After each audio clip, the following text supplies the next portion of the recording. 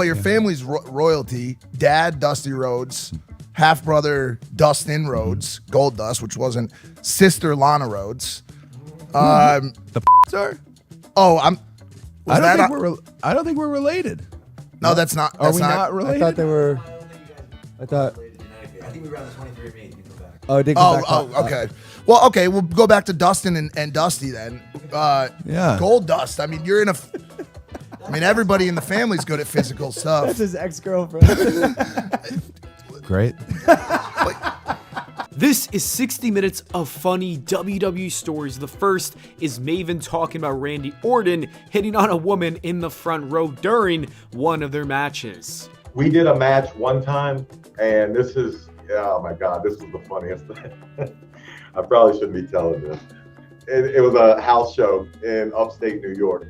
And in the middle of the match, I'm the heel at the time, so I put chin lock on Randy, and he tells me, he's like, throw me out opposite hard camera. And I'm like, what? He's like, throw me out opposite hard camera. So I pick him up, glom him on the back, toss him out, go over to the ref, and I look over, and Randy's pulling himself up on the barricade, hitting on two girls. That's funny because he met his new wife at a house show. She was like in the audience. Yeah. And I was just like, this guy is so good that just a wrestling match is nothing to him, that where he can go out and hit on girls during house shows. Like, that's just how good he was. And still is. We should not be too surprised with this, considering that he let a woman do this to him at a live event. Randy Orton's truly a legend. Not only was he putting on some of the best matches, but he was simultaneously working on getting the ladies at the same time. This funny story might be enough evidence to make him the undisputed GOAT in professional wrestling. Sticking with Randy Orton, our next funny story is told by Mr. RKO, and he talks about an early memory with Brock Lesnar that was too funny to not include in this video. Was Lesnar there at one point? Oh, Lesnar. Oh yeah. I remember the day he came. We were all like, "What the fuck? What is that?" Yeah. I remember. So we're all talking, under our breath, and here he comes. And back then there wasn't all. We had one ring and a warehouse, and there was like 12 of us. So here comes Lesnar. We knew he was coming. We get in practice. We start doing the rope running drills where you just, you just burn, you just go. And he didn't hook the top rope, as I'm sure you've been told. Make sure you get the arm over that top rope, otherwise you're gonna end up in the bleachers. And sure enough, that motherfucker, he leapt out of the ring between the second and third rope and took out like 20 metal chairs. And then just popped up, dusted himself off, and was like, I bet y'all would like to see that again. And we were like, it's cool. Do your thing, I love how Brock Lesnar actually has no care in the world. This story gave me Patrick Star vibes. This story is so funny when you think about how Brock Lesnar is a legitimate huge beast, but he's clearly a big goofball. We all know that Vince McMahon is a complete lunatic. Most wrestling fans already knew this before he got into his latest lawsuits. There's been stories of him getting mad at people for sneezing, or his attempt at creating a storyline where he was the father of Stephanie McMahon's child while she was pregnant. That's just insanity. However, this story for Matt Hardy might be the craziest one yet. To give some context, Matt Hardy and Edge were in an intense feud for SummerSlam. They actually hated each other after Edge took Matt's girlfriend, Lita, while he was dealing with an injury. WWE then turned this into an on-screen storyline, and this was Vince McMahon getting them both ready for their SummerSlam match.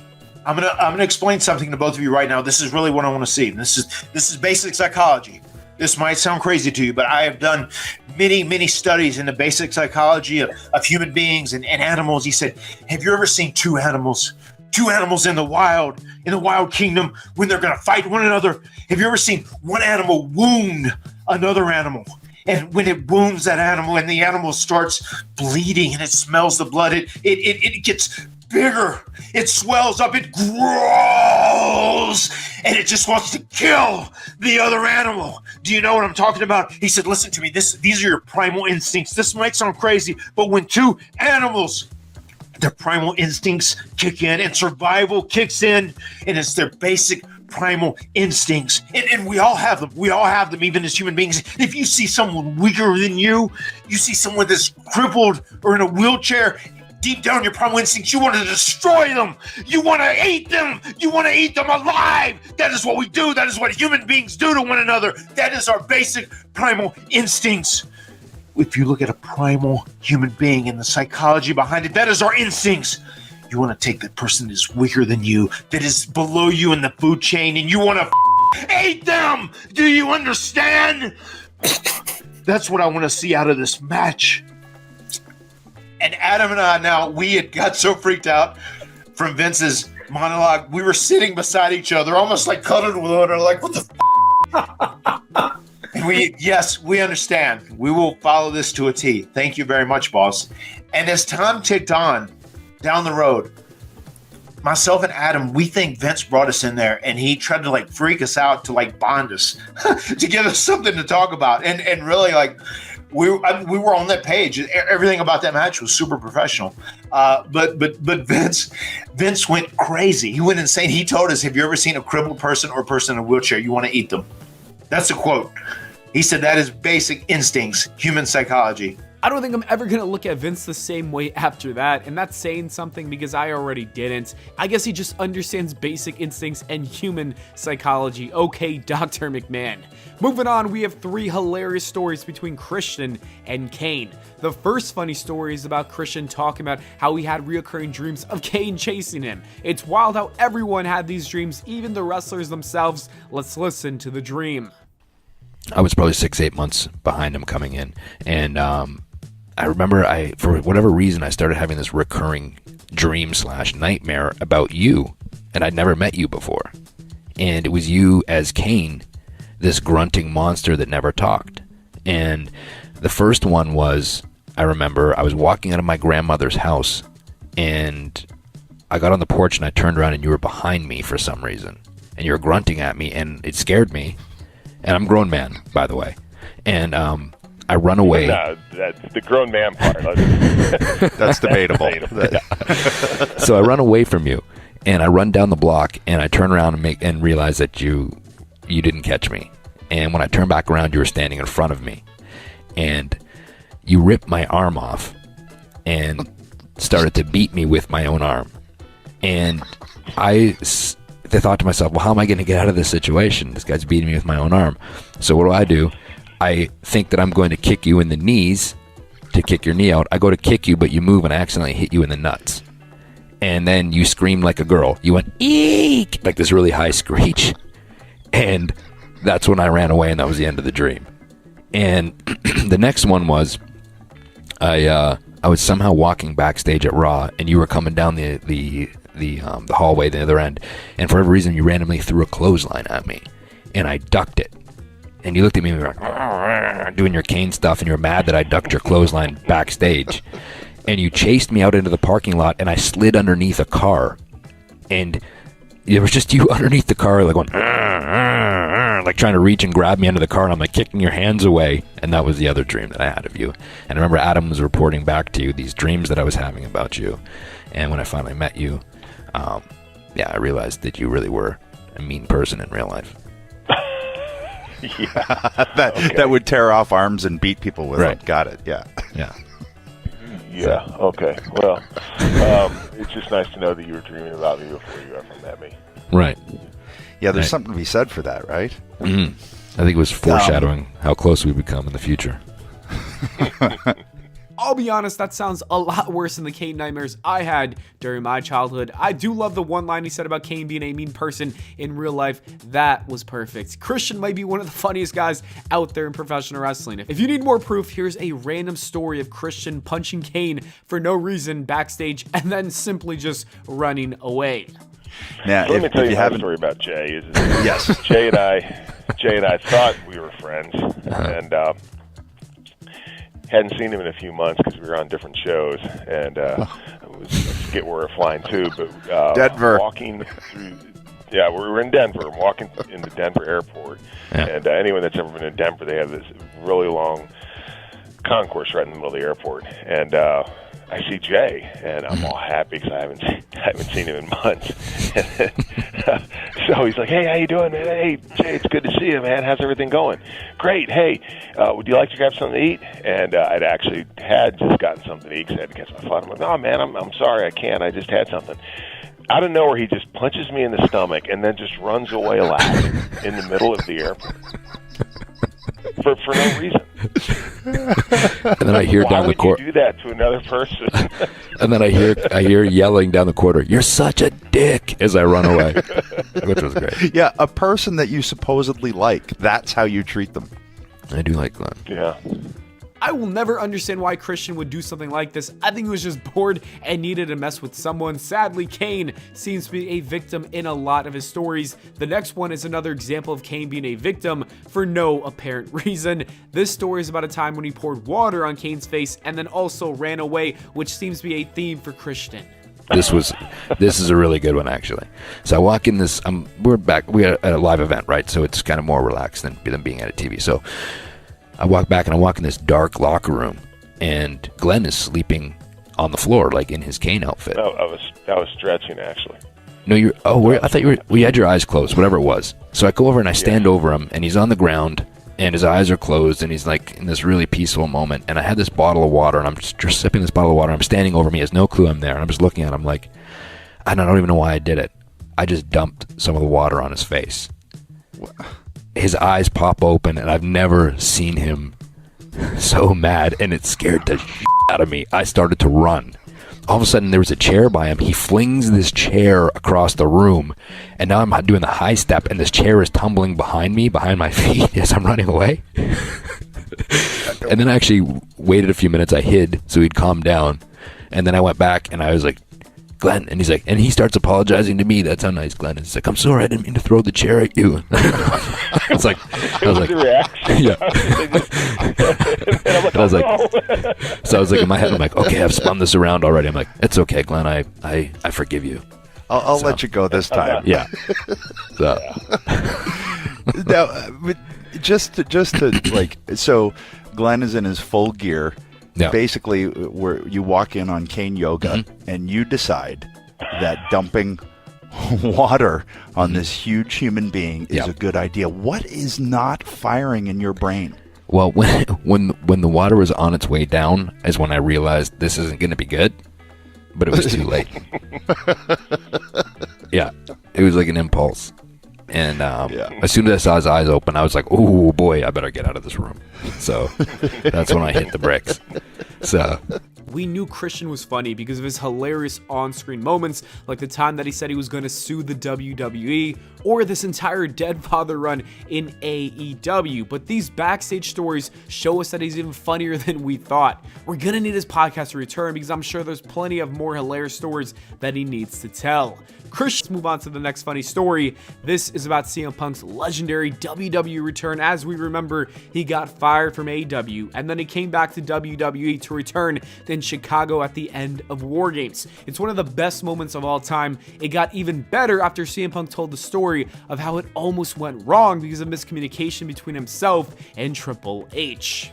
And they're starting the War Games match, right?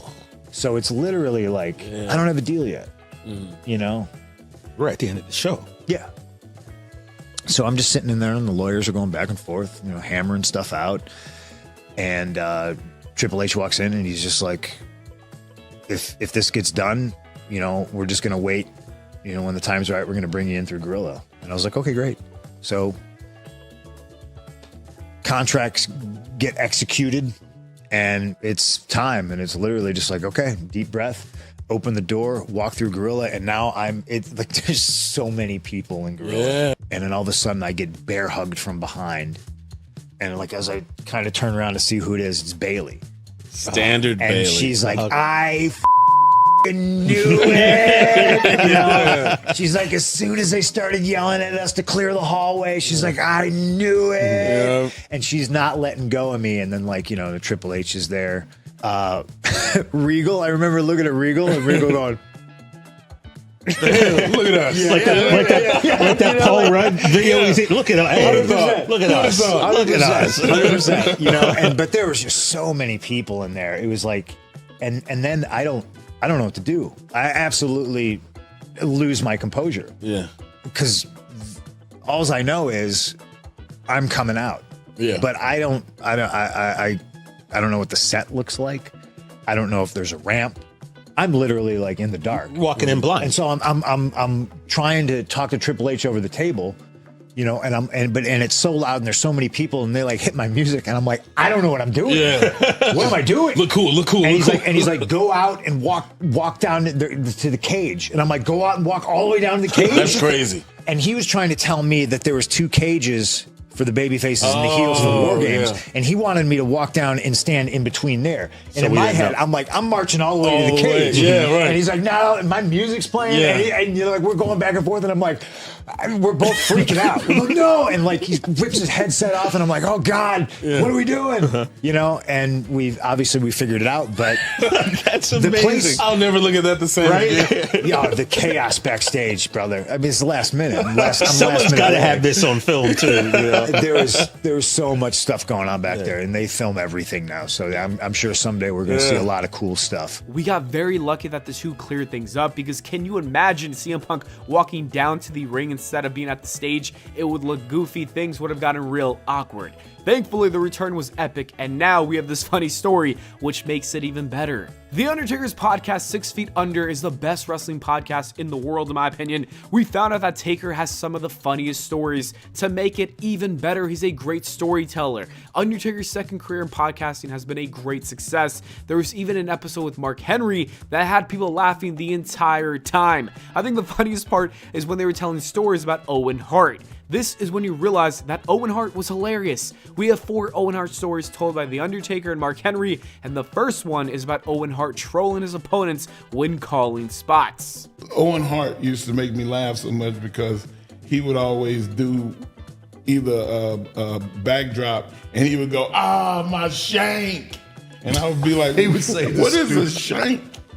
Like, he was nuts. Oh, I'll get you back. Owen would like, he'd be throwing you in for a spot or something like that, and he would just make up some kind of ridiculous, impossible thing to physically do on the move, right?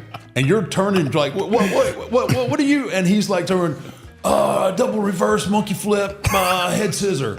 And you're trying to process that while you're in a full stride, and then he comes up and he just takes a tackle or something like that, and you are just like your ass is puckered because you have no idea what you're about to do. Imagine trying to have a serious match and then you're in the ring with the biggest troller of all time, Owen Hart. You would be absolutely cooked. His trolling was so funny that Mark Henry said he was on his knees laughing so hard he could not wrestle in the match. This is Henry talking about the time that he trolled during a battle royal. I think the best one I ever saw, and I legit got in trouble because I started laughing. I went down to both knees in the middle of the match. I'm in a battle royal, and they were like, "What were you doing?" And just fussing at me. And I was like, Owen grabbed this guy named Sean Stasiak. We in a battle royal. It's like 25 people in the ring, and he shot him off and told him, "Hey, duck the clothesline and cross-body me." I'm standing this close to him. I hear everything. And I went like this, and he shot Stasiak off. You don't do that in battle royals. He was doing like this, dodging people, and hit the ropes. And I'm laughing, and I went down to both knees and got fussed at because I was so entertained, and the people in the crowd had no idea. They had no clue. Yeah, it was for Owen. It was for him. He was just doing it for him. And he'd do it all the time. You had to be extremely funny if you had Mark Henry laughing that much on live TV. It sounds like Owen Hart was ribbing everyone in sight. He wasn't even afraid to prank the boss himself, Vince McMahon. In this next story, they talk about the time that Owen Hart put a bunch of barn animals in McMahon's office, and this is what they said. I was riding with Owen at the time, and the people with the animals had just pulled up, and they was like, "Hey guys, do you know what we need to do with these?" And Owen said, "I do," and left his bag and said, "Follow me." And I knew, I was like, "Oh, what is he doing? And I'm hurry up. I park the car. I get my bag. I get his bag, and I'm trying to go in the building. And I'm looking. Hey, where did Owen go? And they was like, he went that way. And I went, oh no. And I knew exactly what was that way in this arena. It was Vince's office. He took chickens out of the cage, a pig, a goat, bro. Like they shit everywhere. There were chickens on the ceiling fan, and Vince, like, you could hear him. Oh, he knew exactly. He knew, and Owen was like, "What are you talking? I wasn't even there. I wasn't even there. I wasn't even there." And that was his response for everything. And Davey, like, they would look at Davey. I just got here. And like they were in complete denial for everything. I'm telling you, they would be so over today. Yeah. Oh my gosh. That nobody would be remotely close. And the last story comes from Mark Henry. He was talking about his cell phone that he had in the late 90s. This was around the time where you had to pay for your minutes, and usually his bill was around $700 a month, and it's a good thing that we don't live in the 90s anymore. But anyways, Mark Henry and Owen Hart would just prank call people all day long. They did it so often that his bill would end up being over $2,000. Anyways, let's listen to the prank stories told by Mark. The biggest bill I ever had was $2,300. And I mean, it was Owen and me playing on the phone. And the rib was on me. I thought it was great. It was funny at the time until I got that bill come in at the end of the month. And Owen would call his dad, and he would be like, "Excuse me, sir, is this Stu Hart?" And he'd go, "Yeah, who the is this?" And then he'd go, "My name is Robert. You didn't pay your taxes. We're gonna have to come and take you home." And he would do all these jokes. He got my mom. I had never heard my mom cuss. I grew up in that house for 18 years. Never heard your mama cuss. My mama was the church lady. And Owen called her one day and told her he was gonna come by and take her house because she didn't pay the taxes. And she was like, "Wait a minute, I pay everything. I pay all you," like, yeah. She just going through it. And Owen said, "Listen, lady, don't get smart with me." And my mom said, "What?" And I'm over there just dying laughing. And at one point, he said, "If I have to move you out myself, you're gonna have to get out." She said, "Well, bring your ass on. I will you." And she just went off. She said at least 8 cuss words that I had never heard. She had never cussed. Man, and Batista returned to WWE for his final match with Triple H for WrestleMania 29, and during the beginning of their feud, these two had a segment where Batista was begging for one more match with Hunter, and he repeatedly screamed, "Give me what I want," to Triple H. It was an odd segment that somehow worked, but we would later find out that this was a botch. What about the actual promo that you cut on Triple H? Did you think that would become like... Which one? Give me what I want! Oh, it's weird because we got somewhere in that thing. It was supposed to be that, but we didn't really figure it out. We didn't talk about it. It wasn't written out. So there's certain things we were looking for in that promo, and there was something that I hadn't said, so he kept dragging it out, and wasn't sure what it was. So I had to keep escalating because once I went there, I couldn't go back. Right. So that's why he kept screaming it louder and louder. I'm like waiting for his cue. He's waiting for my cue. And we just weren't getting there. And then finally it dawned on me I needed to say something in that promo. I can't remember exactly what it was. But yeah, that's why it got like bigger and bigger and bigger. It wasn't intentional. When was this? This was this year? A couple weeks before WrestleMania. Oh, for WrestleMania. Yeah, like 2-3 weeks before Mania. Undertaker and Brock Lesnar have one of the best feuds in WWE history. The rivalry started in 2002. It continued in 2014 when Brock Lesnar ended Taker's legendary WrestleMania streak. The feud was great, and it even gave us this hilarious SummerSlam moment. The Undertaker actually shared a funny story about this moment in an interview with Chris Van Vliet. When we talk about you sitting up, I think one of the greatest Undertaker moments, I'm sure unplanned, is you and Brock laughing at each other.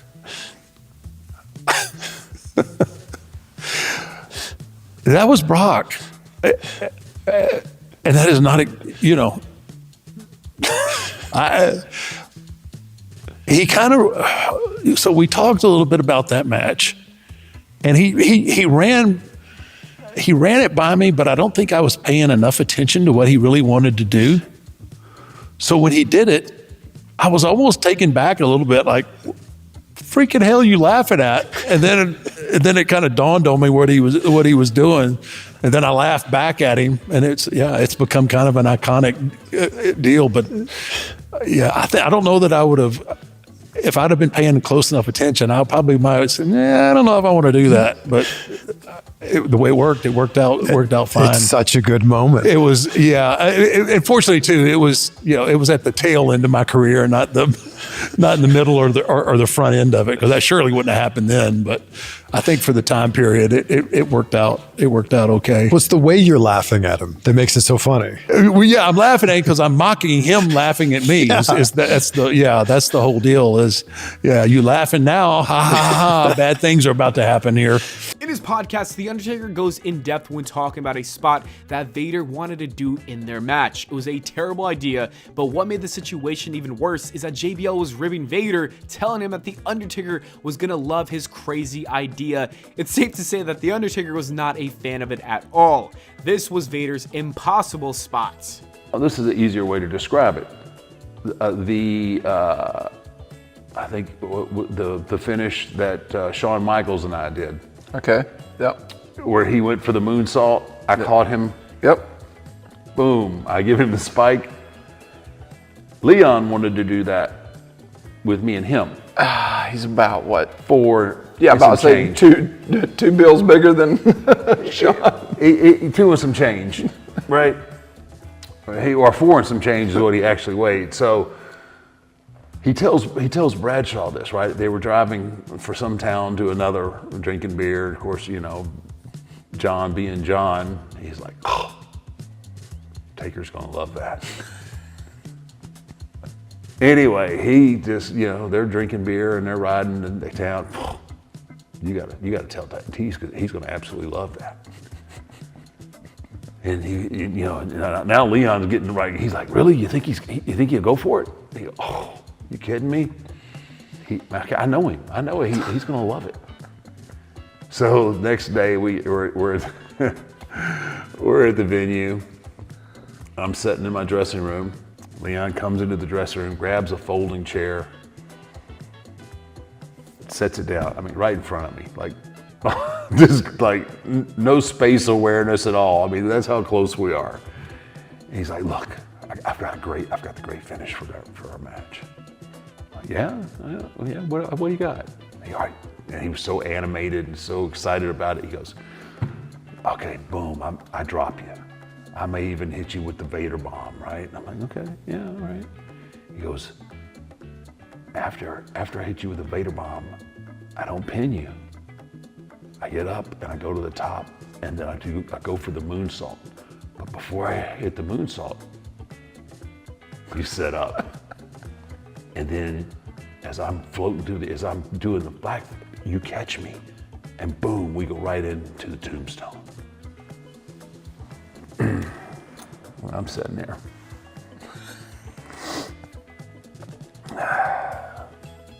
it's quiet now, and I'm just sitting there. And I'm like, wow. I'm thinking to myself, wow. Now John is in the room. John is in the dressing room. He's kind of a little bit further down. He's the one that actually told me how this went, because I hadn't looked up yet. But I guess Vader, so he's facing me, but now because I ain't looking up, I hadn't said anything yet. Now he's looking back at John and John is going, and finally it's like, well, Take, what do you think? I sat back and I looked at him, and then I just got up and walked out of the room, right? I didn't say a word. He's sitting there like, John said, he turned back to me and he was like, what happened? And then of course, Bradshaw being Bradshaw, he goes, he loved it. He's going to tell Vince right now. Bobby Lashley had a very interesting character idea. He pitched to have his character become extremely depressed to the point where he became fat. And the payoff would be losing all that weight because he got inspired or whatever. This guy basically wanted to pull a Nikado avocado. This is what McMahon said when he was pitched the idea. So if you stopped wrestling and you were like, I'm not wrestling, I'm not fighting, I'm done with all this, you don't have dreams of just becoming like a fat guy. You would keep, because you like working out. You know, I told Vince a year ago, I think a year or two ago, I told him, I said, I want to do this character. He said, what is it? He said, if I get beat one time, I want to go into this severe depression and put on like 40, 50, 60, 70 pounds and just be fat. And then and be a completely different character, and then have like somebody like an MVP or somebody that's on my side kind of like pull me back, and then have the crowd watch this transition back to me. You're a psycho, dude. And he said, there's no way you can do that. I said, man, I think I can do it. HBK is one of Cody's favorites. The Iron Sheik was probably insane, and it seems like everyone has a funny story to tell about him. We have 3 hilarious stories about the legend. The first one comes from The Undertaker, who talks about when they were roommates. All Undertaker wanted to do was get some sleep before the next day, But the Sheik made that impossible with his late night shenanigans. Me and Sheik ended up having to split a room. He's like, hey, Marky Baba, maybe we split room? And I'm like, yeah, sure, Sheik. Yeah, we can do that. Excellent, Bubba. All right. So around 1:30 in the morning, Sheik comes in. I don't know, maybe another 30, 45 minutes after I did. I'm kind of just right there on the edge of some good sleep, and he goes, excellent, Marky Baba. You get into good rest, huh? Yeah, Sheik, I'm getting some sleep. That's excellent, brother. So, he lays down, falls asleep. I don't know, it's like a couple hours later, I wake up freezing. It's wintertime. Yeah. And I wake up and I'm like there's just a wind coming at me, and I'm like, I'm sound asleep, but I'm like, what is going on here? And I wake up, and I look, and Sheik's bed's empty. And then I looked the other way, which there was a balcony, sliding glass door, had a little balcony. It's 4:30 in the morning, and Sheiky's out there doing Hindu squats. I'm trying to fall back asleep, and I hear the sliding glass door shut, and then I was like, oh my God, instantly the room was warmer, right? Yeah. I went, oh, thank goodness, right? And I'm looking at the clock, and I was like, man, I got like another 2 hours I can sleep before we got to get up and get on the road again. So the next thing I hear, the shower's on. Full steam. I'm like, oh my gosh. Oh my gosh. So this shower goes on and on and on and on. And finally, I hear the water turn off. Oh, thank gosh. And I look, I've got like an hour. I mean, it's just ridiculous. Hour, 15 minutes. Okay, go to sleep, go to sleep, go to sleep. Then next thing I hear, blow dryer starts. Now, I've been awake now for a while, so I have my faculties about me. And I'm trying to think, like, what on earth is he blow drying? And I'm having this conversation with, he has no hair, he's bald, he shaves his body, and I'm thinking, I get up, I gotta go, like, and the door isn't completely open, but it's open enough that all the sound is coming out, right? So I go and I like start to push the door open, and he's blow drying his mustache. Excellent, Baba, huh? Mustache look good. I'm like, yeah. Are you gonna be much longer? No, Baba. Go to sleep. Get rest. Get some rest. Well, that's what I'm trying to do. Why aren't you asleep? Why are you? Yeah, he was perplexed. Why aren't you sleeping? It's like, because you're making all this damn noise. And the last Iron Sheik story comes from Jake the Snake Roberts, who left him on the road during an argument that they got into, which is hilarious. We're on a long road trip, and just him and I in the car. And all of a sudden, man, he just goes, pull the car over. I cannot believe you said that. You don't say that to the Iron Sheik, baby. You don't do that. I'm going to pull over. I'm going to stretch your ass, you sucker. And I'm like, what the are you talking about, man?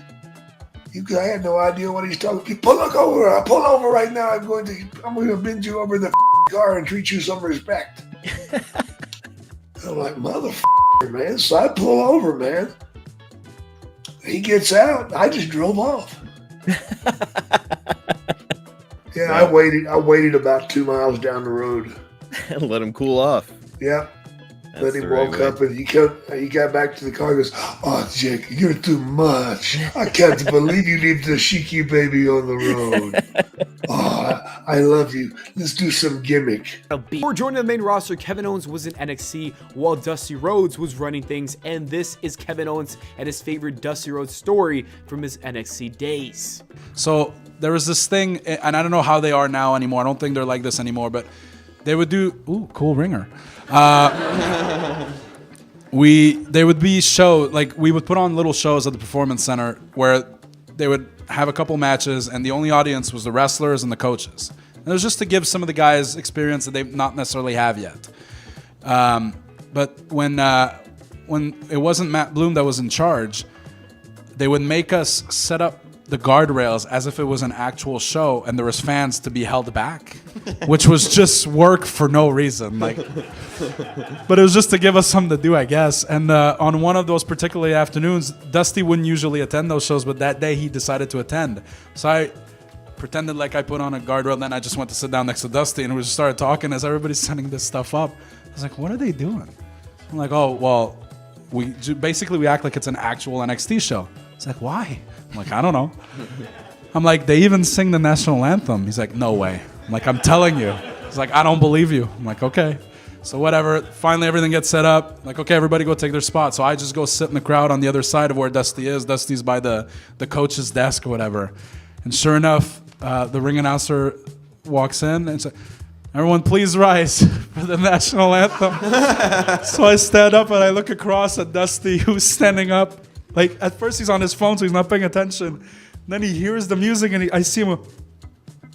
And he looks, and he sees everybody standing up, so he just stands up, looks at me, and goes, and then, I don't know. That moment, to me, was just like, even Dusty thinks this is ridiculous.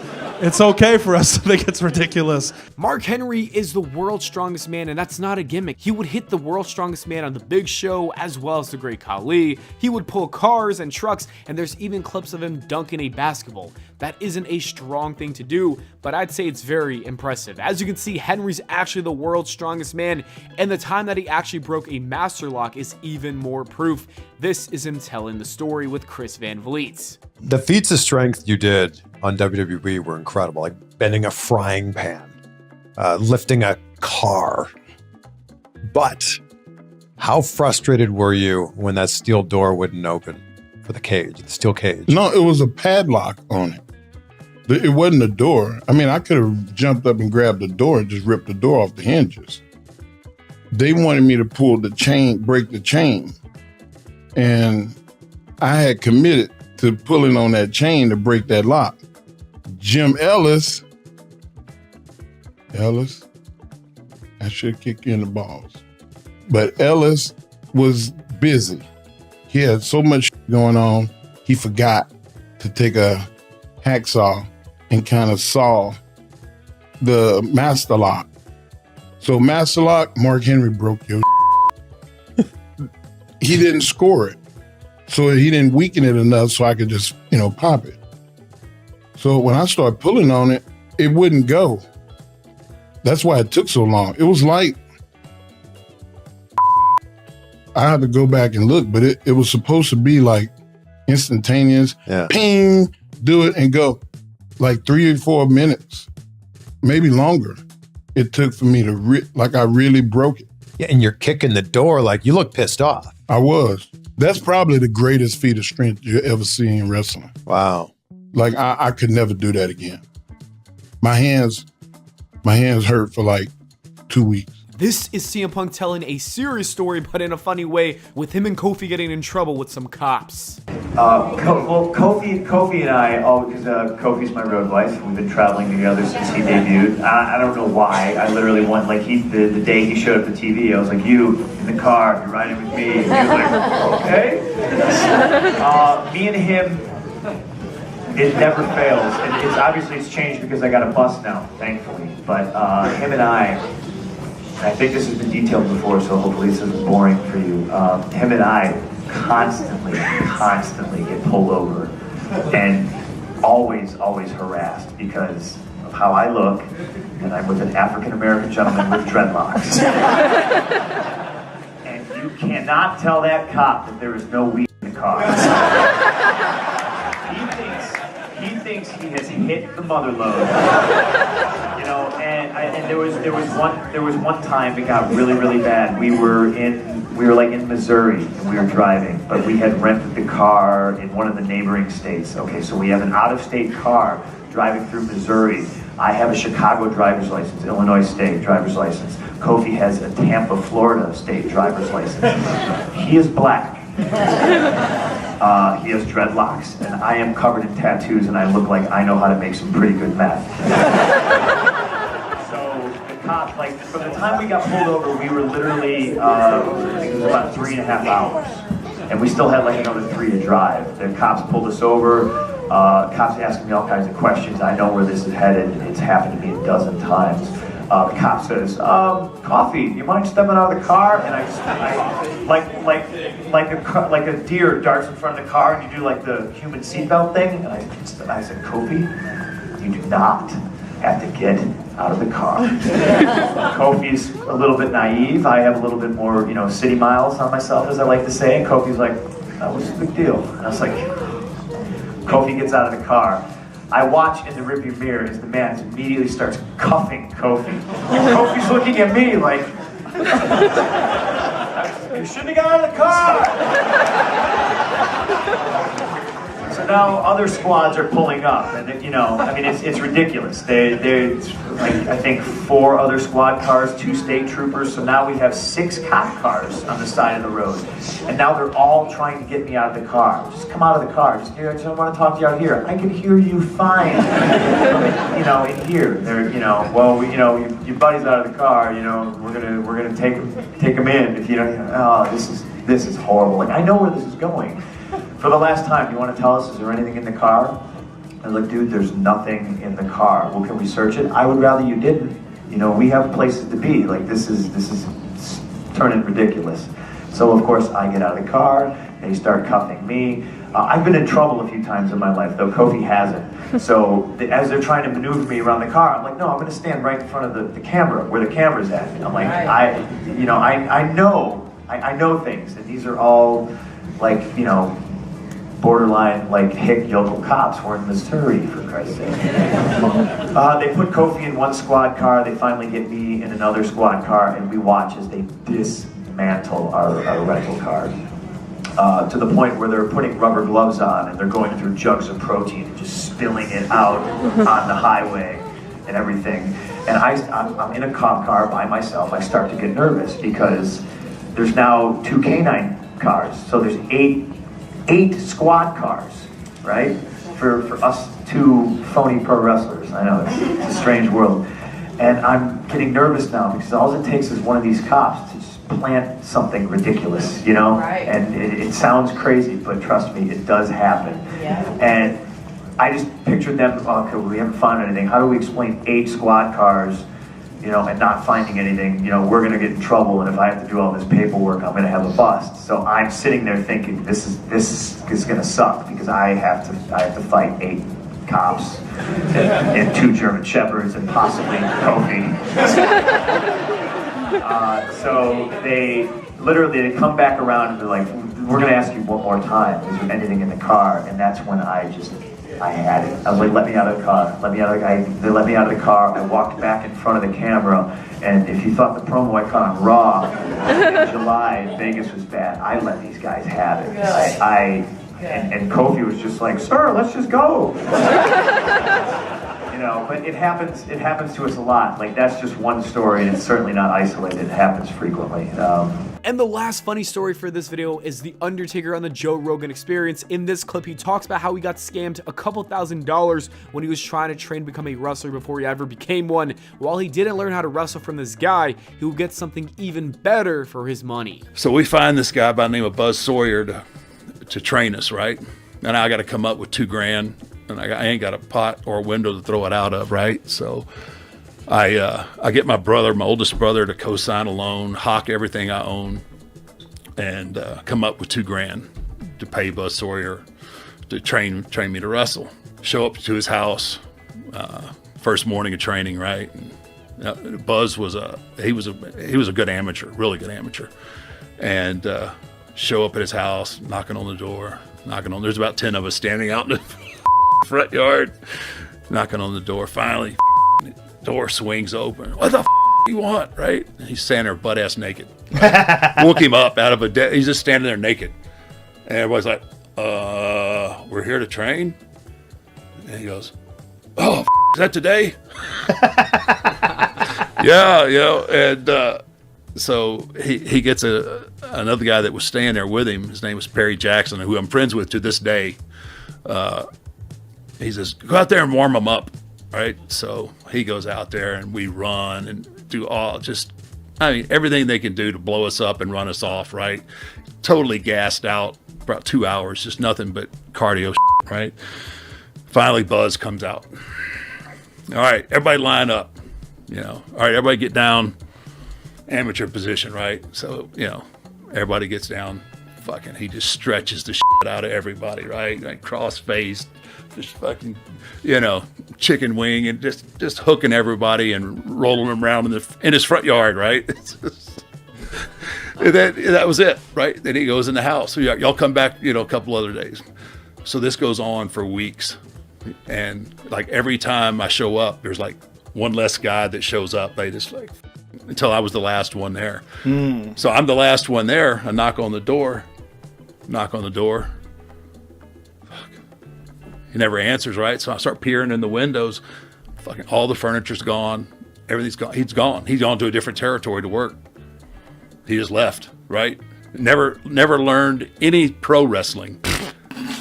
He was just teaching you wrestling. He was just teaching me. Yeah, obviously we signed up for pro, you know, to teach us how to pro wrestle. But he just came out there, and his whole goal, and this is the way it was back then, is they always try to take your money, and then they try to run you off.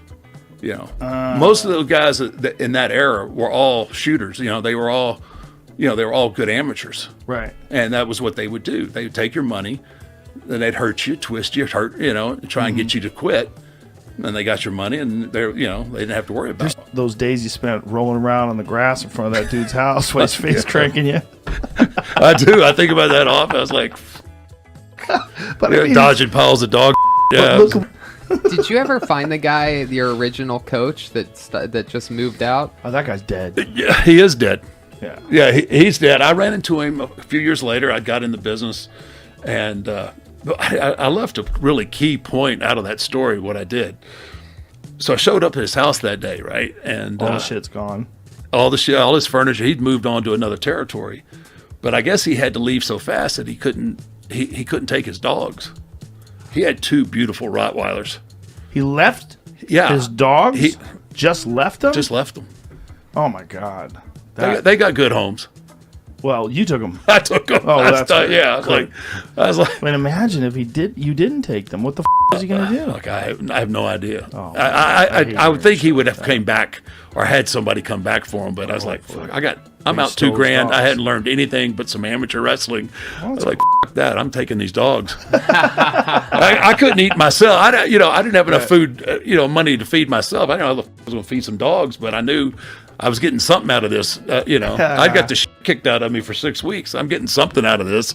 Yeah. And I ran into him, it was a few years later for a different company. And we're sitting across and he had no clue. He had no clue who it was. And we're sitting across the dressing room. And I'm just staring at him, right?